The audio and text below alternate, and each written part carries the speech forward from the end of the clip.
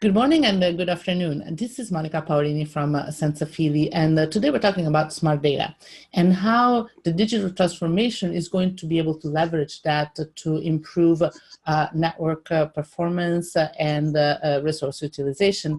And I'm talking today to Dr. Vikram Saksena, who is the CTO Cable Markets at NETSCOUT. Vikram, thanks for being with us today.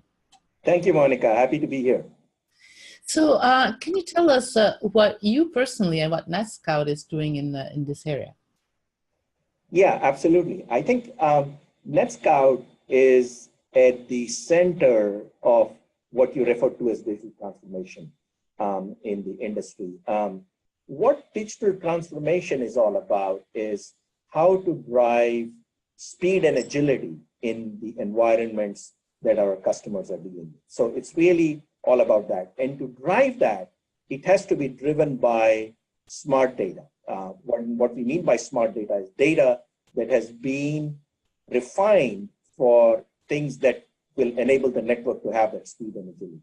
So in a sense, the analogy comes from the fact that when we look back at industrial revolution that was driven by the fuel that was the oil, and oil had to be refined to drive the efficiency in the industrial revolution. Similarly, when we talk about networks and digital transformation in networks and services, that transformation will be driven by this new fuel, which we call smart data.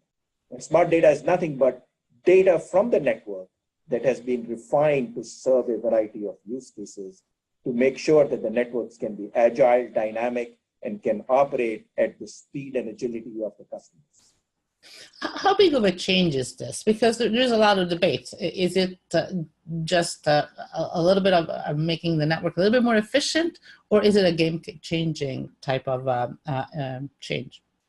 I think it's a fairly disruptive, game-changing environment because traditional networks, if you go back to look at the history of networking, IP networks, when they first started in the 90s, were fairly or relatively stable, what I would like to say. That, the environment they were operating in, whether it was the internet and web services, they were fairly constant over relatively long periods of time. And therefore, the network could operate on the time scale of days and months and maybe sometimes even years because the changes were happening in that time scale.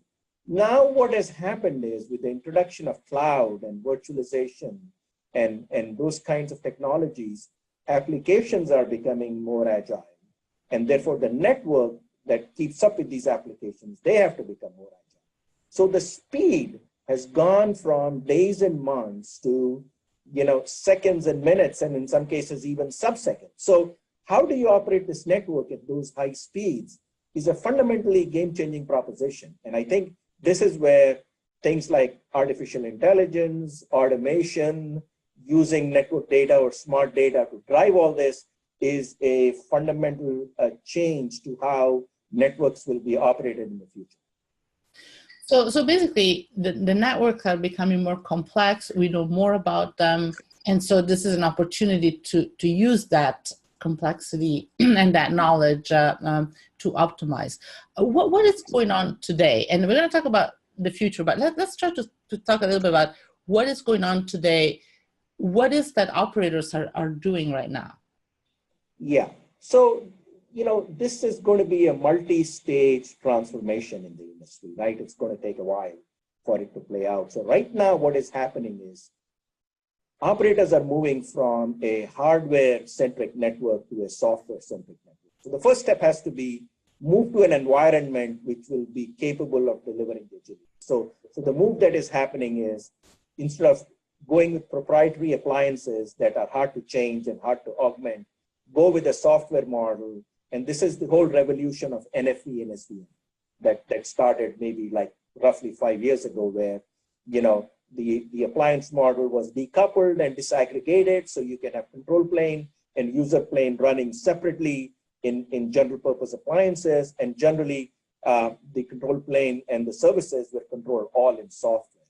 So that allowed you to build an infrastructure that can then deliver these dynamic, agile set of services. So the focus has been it's like you need to lay the foundation. You need to lay the foundation before you can start building a house. So similarly, right now, it's the changes that are happening over the last 5 years and where the operators are now is in this middle of transformation from a hardware-centric infrastructure to a software-centric infrastructure.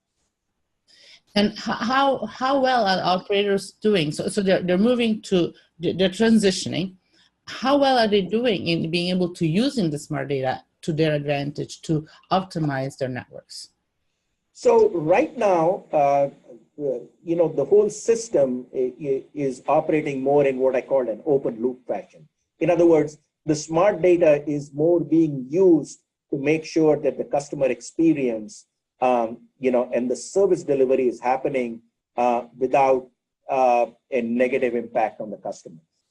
The idea of driving this intelligence back into the network is what we call closed loop automation. That phase has not yet been put together because it requires many of the pieces in the network to come together. So right now, what you are seeing is operators deploying, NFV and SDN technology in the network, and while being in a hybrid environment, they still have good parts of the network which are still running in the older hardware configuration, and they have newer parts of the network which is now running in a software model. And now they're trying to manage this hybrid infrastructure using technologies like NETSCOUT, which gives you the ability to use the smart data to be able to provide a consistent end-to-end service, and then make sure that the services that were running on the old network are seamlessly migrated to the new environment. And then I think what will happen is, as this phase accelerates and some of the other technology elements come into place, the ideas of closed loop automation, where there are no humans involved, where they would then go and changes become more automatic and dynamic, that phase will happen. And that we are not there yet today. Yeah, so you see this happening. Is there any bottleneck as you move from open loop to closed loop? What are the challenges for the operators there? Yeah, so I think the challenge is basically to get the right technology in place in a way that is relatively simple and straightforward. Because the problem is, when you want to do automation, that you can also introduce a lot of complexity. And when you introduce a lot of complexity, the risk of things going wrong are higher, and therefore that slows things down. So right now, the challenge that the operators are grappling with is, what are the set of components that can be introduced minimally to be able to do, to be able to take this smart data, finesse it and refine it, and blend it with orchestration systems and policy systems so changes can be impacted in the network through a well-defined set of APIs. So there is work going on in defining those APIs. There's work going on in defining what the policies rules should be for making changes. And this is where artificial intelligence, machine learning, all these technologies are coming into play. But not everything is there in a way that you can now go deploy in the network. And also, you're also limited because the hardware side of the network is running on own technology. It's not easy to make changes there. So therefore, if you only make changes in the software side of the network, you may not impact the agility of the entire end-to-end service. So I think that the evolution to a software network needs to take place some more before you can start to automate at the service layer, because if a good chunk of your network is still running on legacy technologies, it will be hard to automate all that. Yeah, absolutely. So, and there is a lot of work, but so the goal is to be agile, to run basically in real time, to have networks that are more dynamic. Yes. So how do we get there? What is that operators have to do to get there?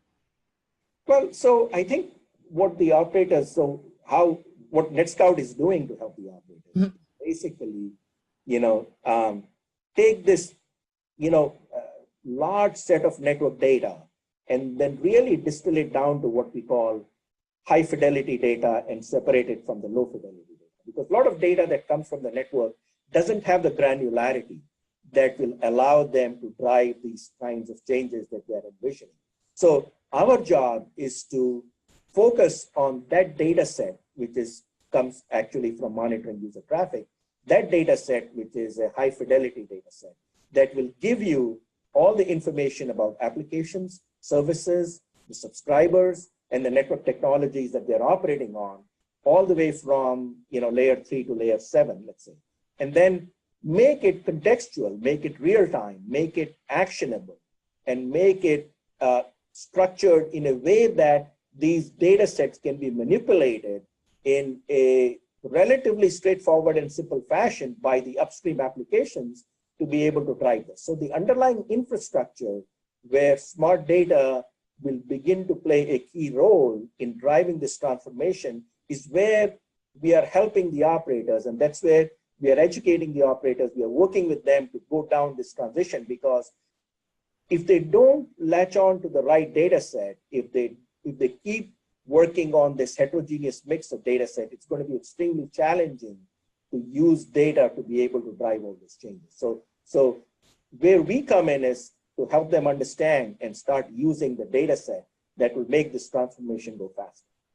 Now, one thing that sometimes you hear from operators is that clearly that's an advantage, that the goal, it's a good goal. But to get there, there is so much data and it's so difficult and they feel overwhelmed.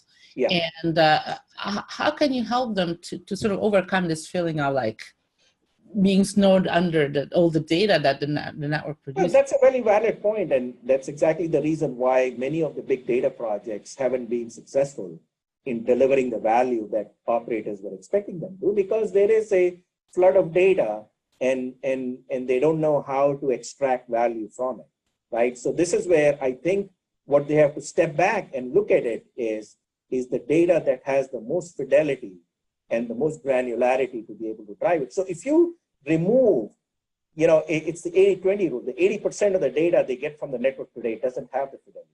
The 20% of the data has the high fidelity. And that's the data that NETSCOUT processes. So if you standardize or kind of build a foundation around smart data, and then layer in other data sets if and when necessary, as the demand dictates or as the traffic dictates, then it becomes a much more effective environment. The problem comes now is they start with this large data set, which is not very effective, and they immediately run into this problem of how do you cope with these data. So I think the answer to this puzzle is start with the data set, which is what we call the high fidelity smart data set, and then build your underlying infrastructure on that, because you can do a lot with that. And once you do that, then you need a sprinkling of other data sets. You don't need to manipulate and capture the rest of the data that's coming from the network, but they can do it selectively and then augment the smart data with selected data sets to drive different use cases. Yeah, so basically you need to find what's relevant and throw away the rest, or put it on the side and then put it on the side and then pick and choose as and when you need it, right? So I think you need to have this core data set that has the highest value and build on top of that. Mm-hmm.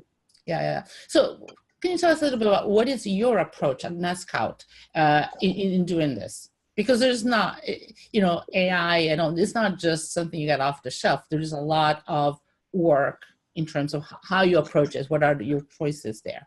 Yeah, so let me talk in terms of, two layers of functionality. One is the functionality that sits closer to the network, that is monitoring traffic and extracting the metadata. And the second layer is what we call analytics, where we build a lot of intelligence like AI and machine learning to be able to do things more predictably, right? So at the first layer, what NETSCOUT does is it created this technology called adaptive service intelligence, about a decade ago, which is really the most efficient way to capture the relevant metadata set from network traffic. So what we do is we look across all the packets going in the network from a user to an application or from one user to another user. And then in real time, we extract from this packet data all the metadata that is relevant for that particular service. So if it's a voice service, we look at control plane, we look at user plane, we look at who the subscriber is, we look at where the two endpoints are, and then we monitor all the metrics like the time it takes to set up the call, the time it takes to get to the particular user or the application, and then we also look at in the user plane how the quality of the voice is behaving, and we extract all that metadata in terms of the fidelity and the quality of that user plane data. Similarly, if you're looking at a video traffic, we do the right metrics for the video traffic, and we do it all in real time, and we package it into the smart data data set that is then sent upstream to the analytics application. So when we capture all this data, there is actually a reduction of more than an order of magnitude in the data that is then compressed and sent upstream.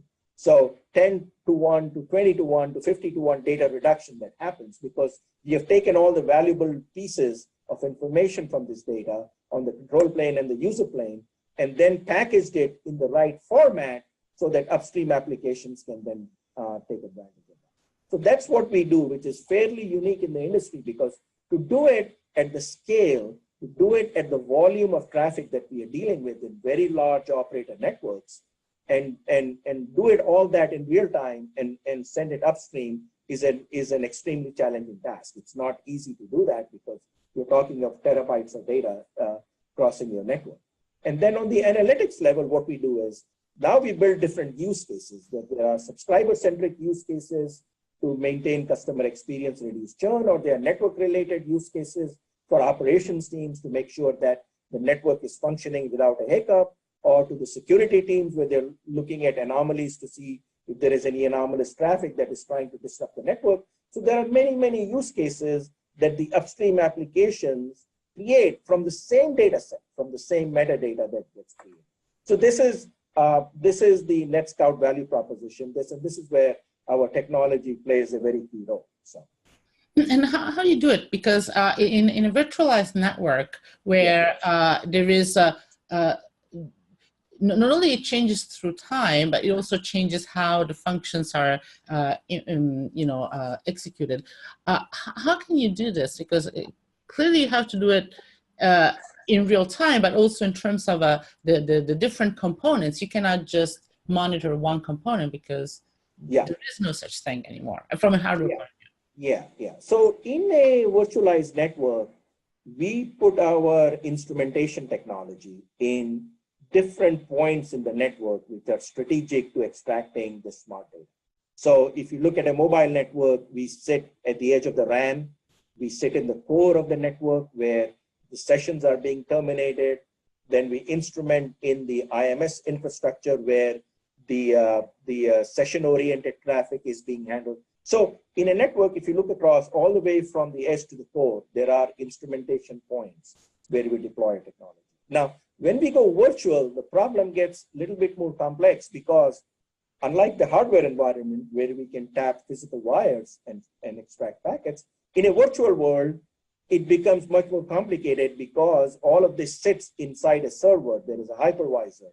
There are a container environment. There are a multitude of different ways that people are deploying technology, whether it's at the edge or in the core, and different technologies are being used. So we need to instrument it in the right way. So we can sit in a hypervisor as a plugin.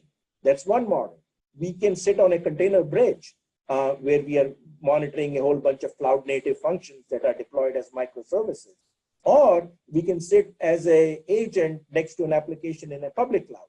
So what we have done with our instrumentation technology is to create different footprints and different packages that can be deployed, all the way from the edge to the core with the right kind of infrastructure. So some people are using OpenStack, some people use VMware, and there are different techniques for extracting packets in these environments that need to be very efficient so they don't create an undue load on the environment. So we have very efficient APIs and plugins that we use in different environments that are optimized for those environments. And the other challenge is to create it in a very lightweight so we don't consume a lot of resources. So that's another optimization that we have done. So right. Yeah, you don't want to create too much of additional processing.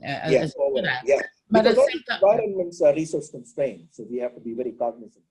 Yes, you have to be, but at the same time, you need to have an end-to-end overview of the network because you cannot just look at the RAN or at the core or a specific function or a specific functions. You have to put it all together. Yes. So because we focus on the service layer, which is what the end customers care about, service by definition is end-to-end. When you're monitoring network elements or network components like a switcher or router, that's a very different approach, because then you're looking at specific elements in the network.